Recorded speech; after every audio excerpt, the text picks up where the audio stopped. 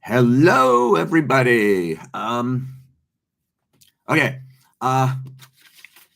In this video, I'm going to unpack some words I've been using and that other people around me have used, and talk about the farm a bit more in connection with that.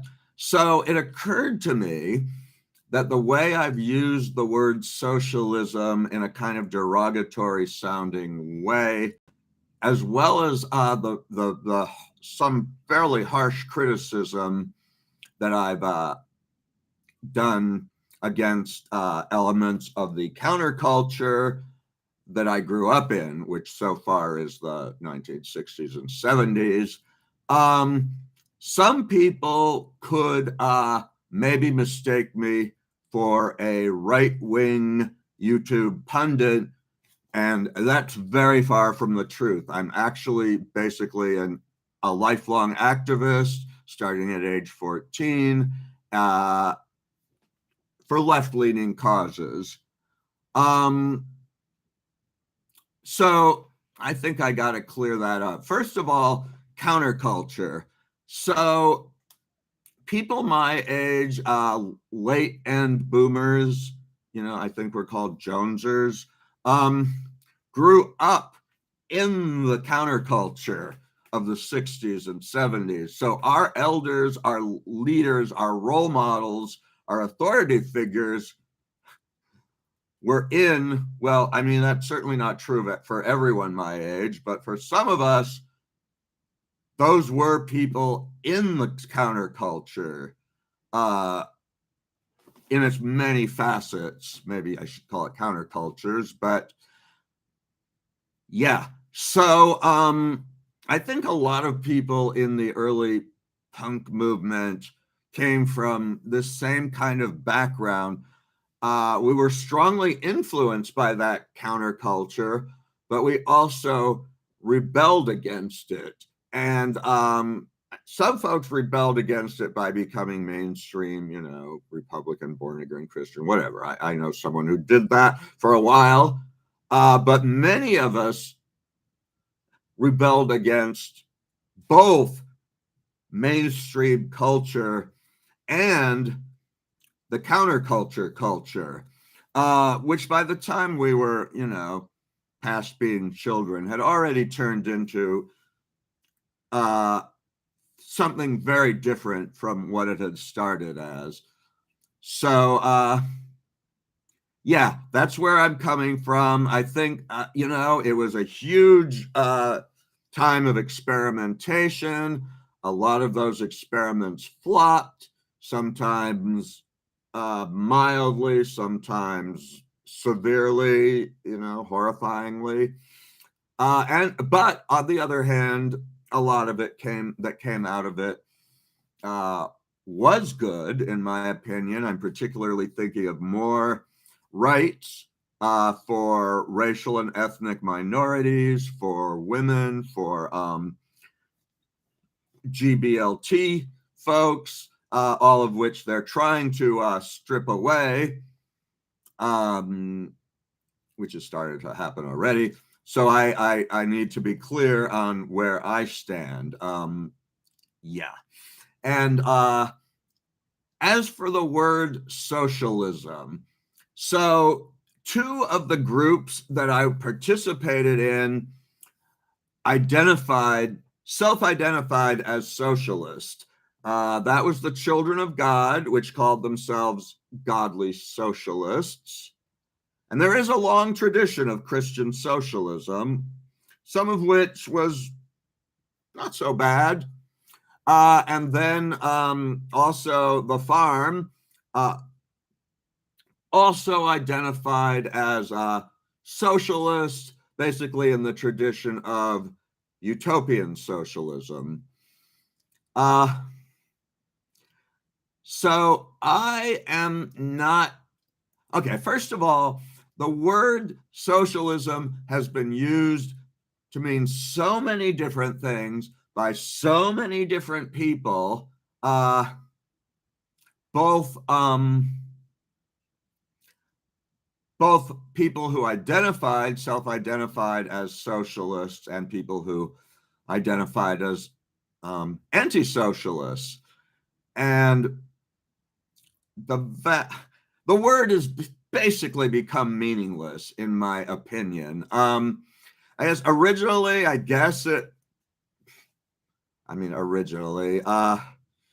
even that's hard to pin down, but it basically referred to the idea that like people should be entitled to the fruits of their own wages or their own work. So, for example, factories, if you believe there should be factories at all, should be run collectively by the workers. Farms should be run collectively by the farmers. And the fruits of that labor should be shared among the workers, instead of such a large part of it going to the owners, the people who own the means of production. So that all sounds good. In practice, I think it's been only in certain places for very short periods of time that this actually happened before it was crushed by some other authoritarian figure. Authoritarian system. So I am not in favor, for example, of authoritarian socialism of any kind. I'm not in favor of any kind of authoritarian system.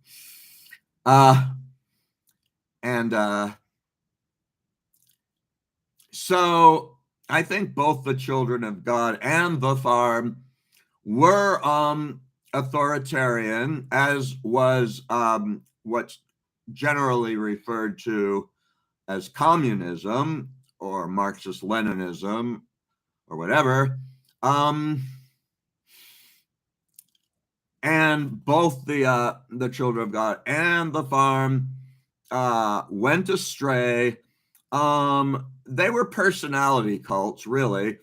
And communist nations also often are personality cults of whether it be of Mao, of Lenin, Stalin, Trotsky, Castro, Che, Tito, in fact, I kind of think that ideology operates in the same part of the human brain as religion does, and it's often faith-based, even if atheist. And what I mean by that is people believe it regardless of how much evidence accumulates to the contrary. It is believed in by faith, and most often by social contagion, i.e. people believe what those around them believe. Yeah. And this is also true of the word capitalism. It's so broadly, in communist countries, it was used to severely punish not only the people who were wealthy, who were factory owners, landowners, and such, but even like people who had a really small business, a store, a corner store. Maybe they're a farmer who hired somebody for seasonal labor, a few people. They were considered capitalists too, because they own the means of production, and especially so if they ever hired anybody else. So I don't think that's right. I prefer to call myself anti-corporatism, which means that I believe that the corporations should be much more severely regulated and reined in than they are. They should not be allowed to control governments as they do.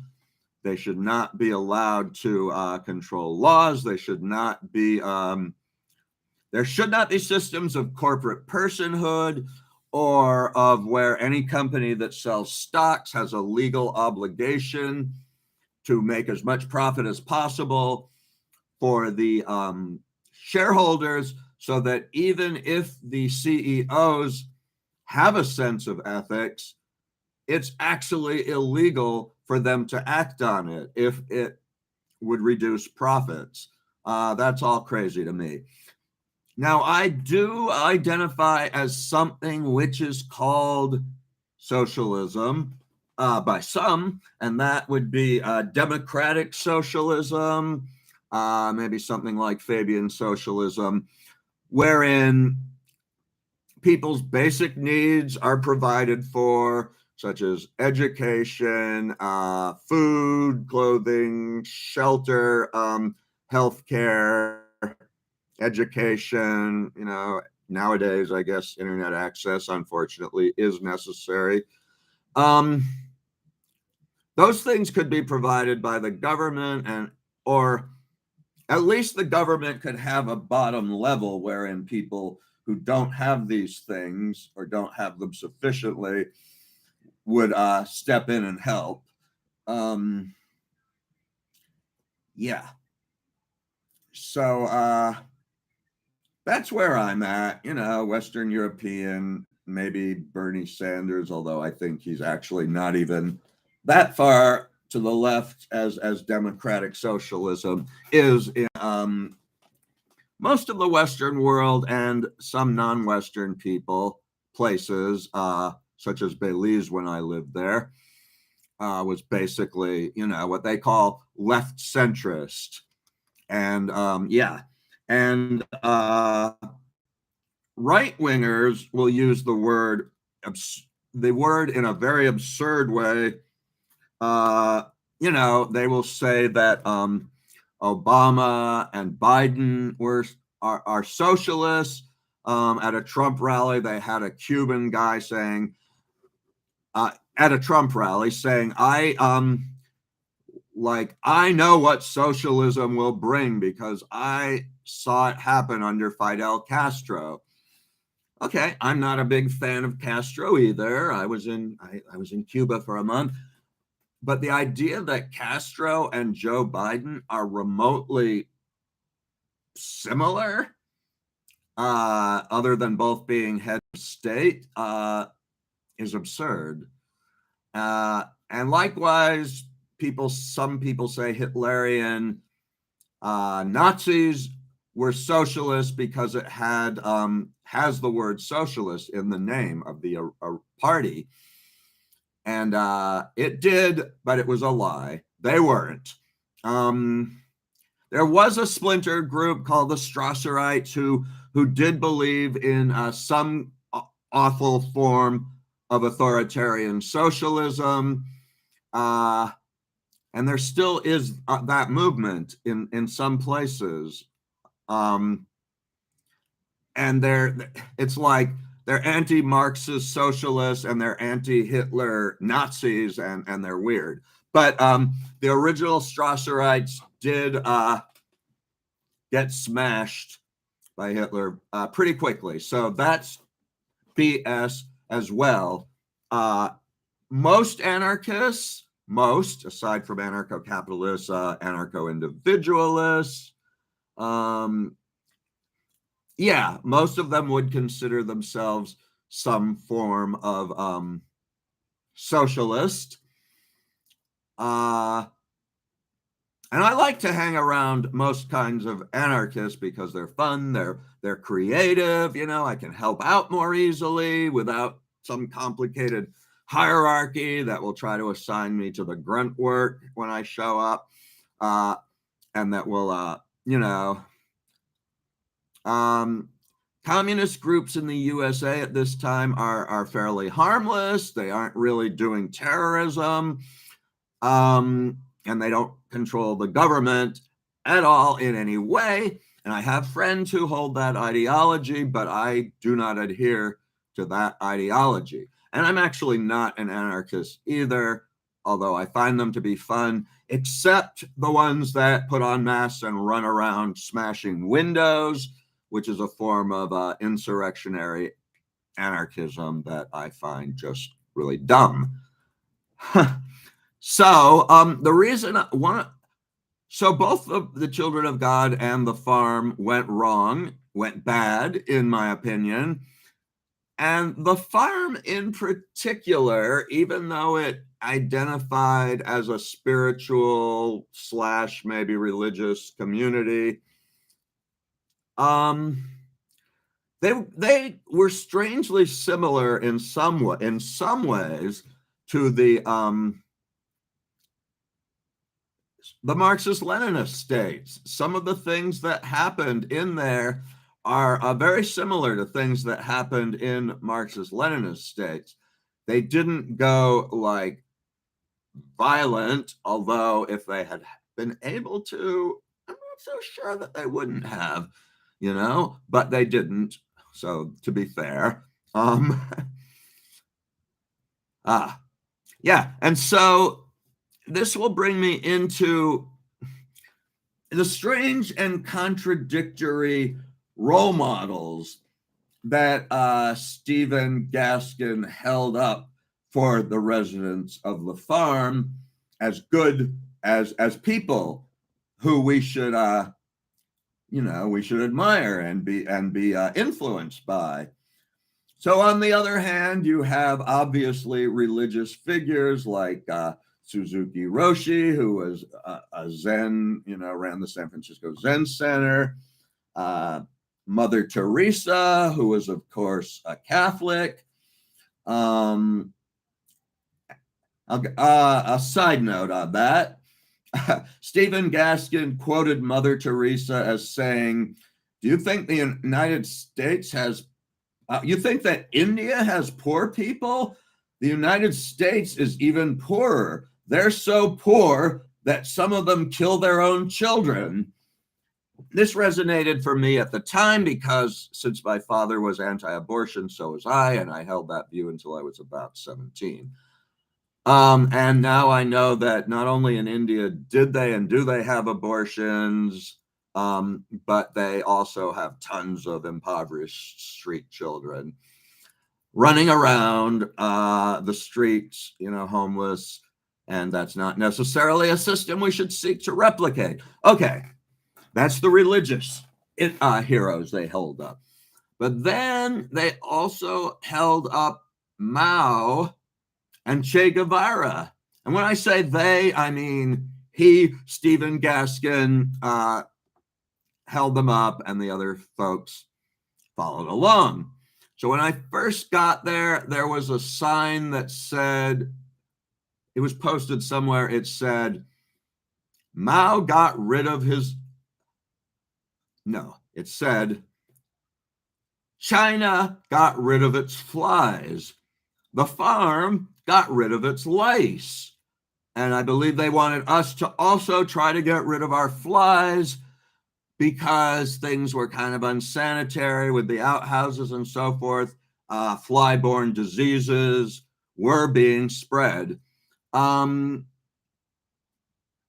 So, I mean, even a stop clock is right twice a day. And if Mao really did get rid of the China's flies and snails and whatnot, good for him.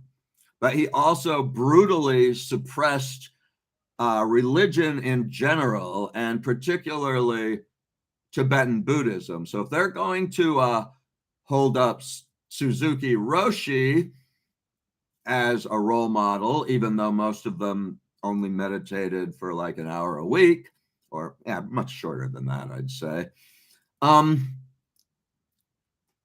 You can't hold up a Buddhist as a role model and hold up Mao as a role model also. It's absurd.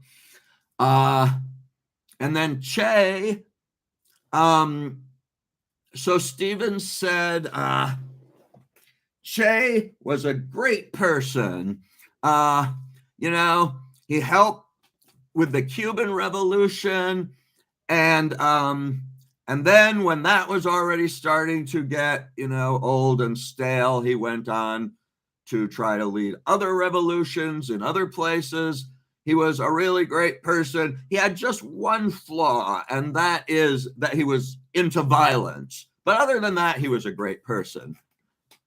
Okay, come on. Che Guevara was a communist, revolutionary, military leader. And when he said revolution, he didn't mean some lifestyle change like going vegetarian like they do on the farm, or in the Children of God, many groups. Bernie Sanders actually used the word revolution a lot. Revolution. Yeah, revolution is overused to the point where it's lost its meaning, has become quite blurry. Ideological nouns in general can suffer from what I call definitional drift.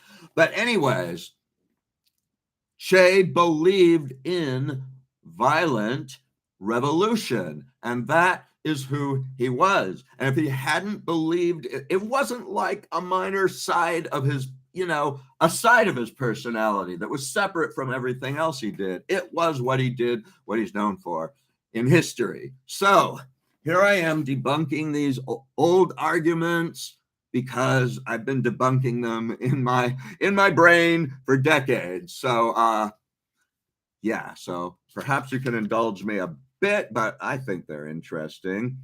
Okay. On the subject also of their form of socialism.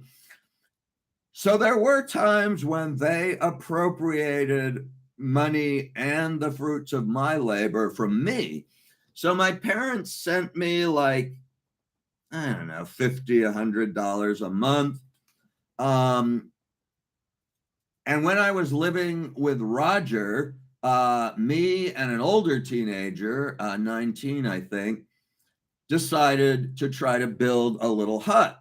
Again, we were always looking for privacy, for places we could hang out, separate from the adult authority figures, which was pretty much all the adults over the age of 19. So I used my money to buy some paperboard, as the other teenager suggested. It's this very cheap building material made out of compressed shredded paper, basically. And it should be used behind wood or something. It's really not enough by itself, although some people do live in paperboard shacks, especially in Appalachia.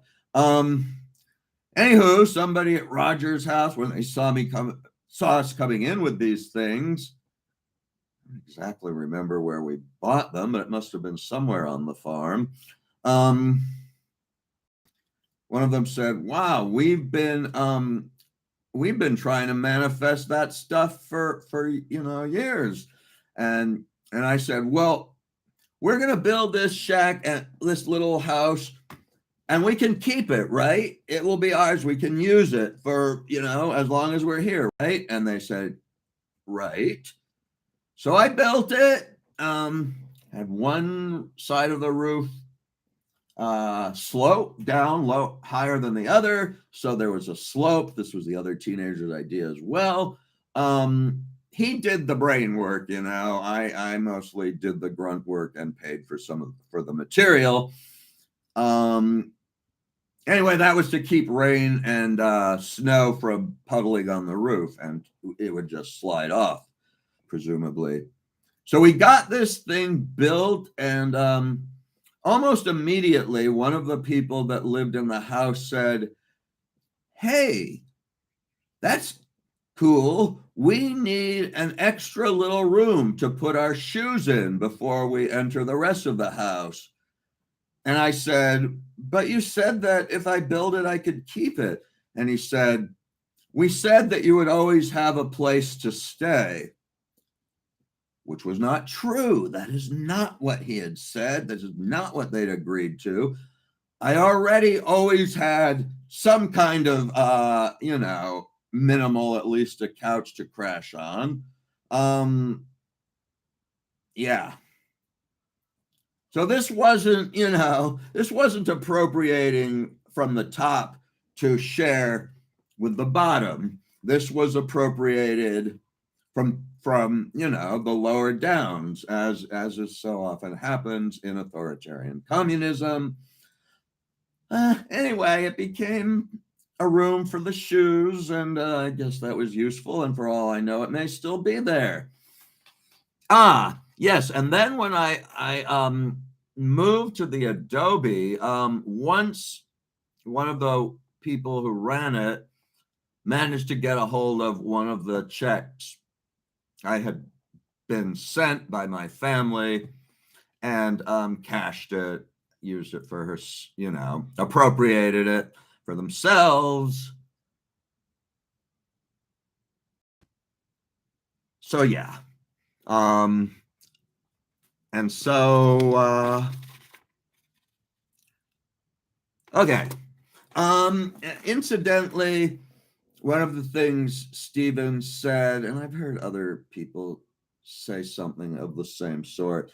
It was in one of his writings. He said, most people consider getting angry to be normal, but we consider getting angry to be sloppy. So the idea is, it's not just saying you shouldn't rage, you shouldn't, hit people, throw things, or even yell at people, you shouldn't lose your temper. Okay, that has validity. But they were saying you shouldn't even feel the emotion of anger. They were like one of the angriest groups of people I've ever been around. That whole thing of constantly telling it where it's at, which basically meant chewing people out, insulting them, sometimes a whole group of people on one, attack therapy like behavior. That was all anger. And I think Stephen Gaskin had a very thin veneer of not being angry and being nonviolent and so forth. Once he got into old age, he couldn't even maintain that, and I'll tell about that later. Okay, so I'm in the farm. This was towards the end of my stay there. It was Thanksgiving, I think. Somehow I managed to get a hold of some marijuana and smoke it. And then I managed to, I guess, steal some spaghetti. I'm talking cold, unseasoned, I think, spaghetti, white flour. Yeah. So I ate it and I'm like, oh my God, this is the best thing ever. Because, like, even spaghetti was a luxury food. Rice was a luxury food, anything that wasn't white flour and soybeans and white sugar and margarine was basically a luxury, basically a luxury food. So that was my Thanksgiving feast, and honestly, to me, it was maybe one of the best tasting Thanksgiving meals I've ever had. Okay, so I get kicked out, but they can't just push me out of the farm. They have to drive me to the Greyhound station in Nashville and wait with me till the bus came, because for all they knew, I might have disappeared into Nashville, which I actually might have. Instead, I disappeared into a different city, which is another video. Okay, so while we were waiting there was this older woman. She probably noticed, the long hair on both of us and the beard on, Roger, and in the mid 70s in Nashville. That probably still stood out a bit. So she asked like some you know, who are you guys, basically? And he said, Roger said, well, we're with a organization. And she said, a Christian organization? And he said, yes, which to him wasn't a lie because they identified as, Christian and Buddhist and Hindu and pretty much anything else, especially if there were sets of those religions, which there were, that used hallucinogenic drugs. They would identify as that. That's what Stephen said, To Christians, we're peyote Catholics, and I guess to Muslims, we're hash smoking Sufis, and like that. Anyways, she said yes, and this woman said, I'm a Christian woman, thank God. So that was the one time that I really encountered, overbearing Appalachian style Christianity. When I hung out with the walkers, with all the people, the rural folk out by the farm, I don't remember there ever mentioning religion, God, Jesus, none of that stuff. I do remember one woman whose daughter said, I know you cheated on your husband because I could hear you. She just smiled, didn't say anything. So, they were free people, and they weren't really church people as far as I could tell. This woman obviously was. Okay, that was culturally interesting to me. And then I got on the Greyhound and I turned 14, my 14th birthday, on the Greyhound bus. And just like a day or two after that, I got off in Phoenix and, spent a few days as a homeless kid there, which is a different video. But yeah. So, oh yes, let me just do a little update on what happened with Stephen Gaskin and the farm. So first of all, I mentioned that it ceased to be a commune at some point. They couldn't maintain it financially. It became a collective in which everybody worked. Most people worked off the farm, and they paid their share of the debt as the form of rent and like that. And later on in life, maybe it was already like in the millennia, really not that long ago, Stephen got another brilliant idea, which I read about on the internet. He was going to form a retirement community for old hippies. He was old. It occurred to them that other hippies were old, even though he was older than the hippie generation. He'd been in the Marines during the Korean War, but he knew that there were other folks coming up not long behind him. So he started to form this organization. I read about that and I'm like, oh, that doesn't sound good. I was there, but I was young, spry, nimble, could sneak around, could run around, but being elderly and in the middle of nowhere, and nobody around, and nobody in charge except those people, that would not be good. And it wasn't. So then Stephen got Alzheimer's, And that's not, obviously, that's not his fault. That's just a biological thing that happens to some unfortunate people. But he was still sort of in charge of the operations.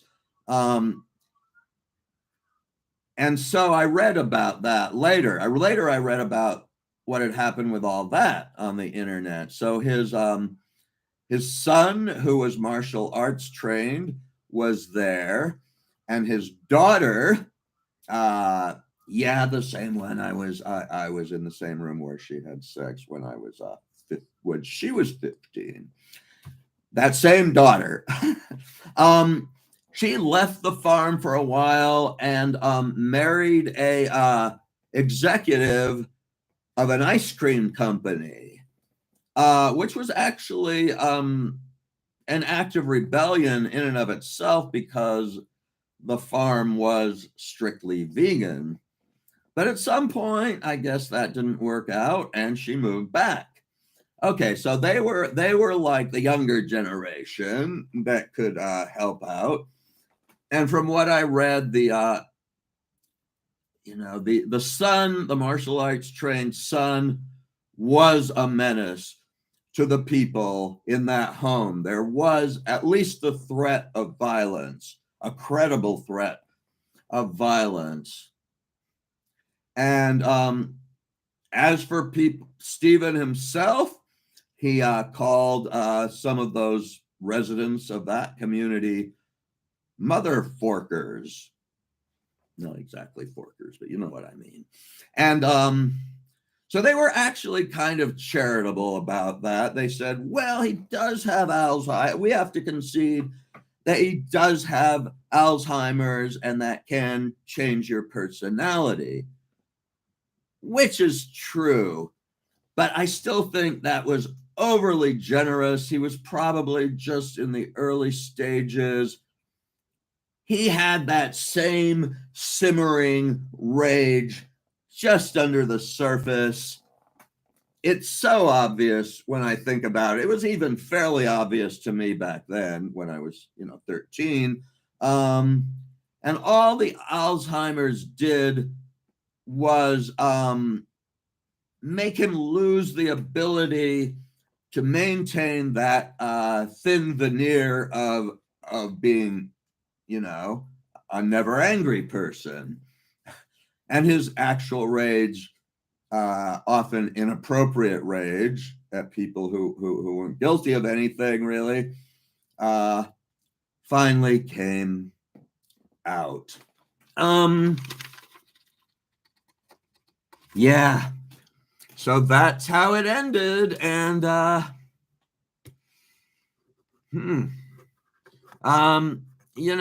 there are still authoritarian. There have been other authoritarian socialist groups I've encountered who, although being pretty fairly harmless, are just a super pain in the ass at all the left-leaning demonstrations they throw up. They show up at. They always, they'll show up. For example, Code Pink was doing something in solidarity with Black Lives Matter. They showed up. They always show up without being invited. And they immediately start with their megaphone said, the only sort of way we can stop this kind of police racism is through a revolution, maybe even a communist revolution.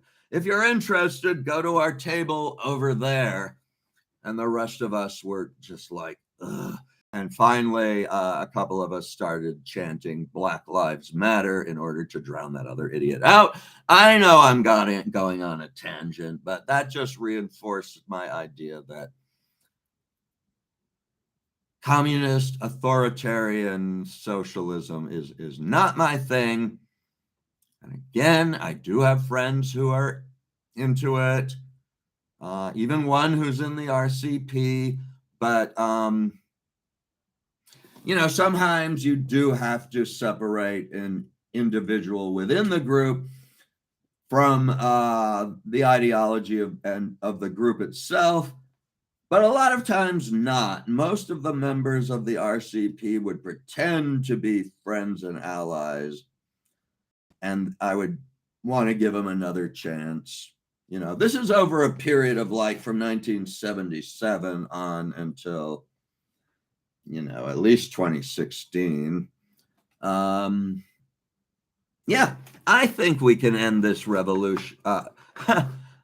Right. Again, the use of the word revolution misused and a bit rendered kind of meaningless, as words do become if they are overused to mean too many different things. And that's where I should end my video today. Yeah, be well.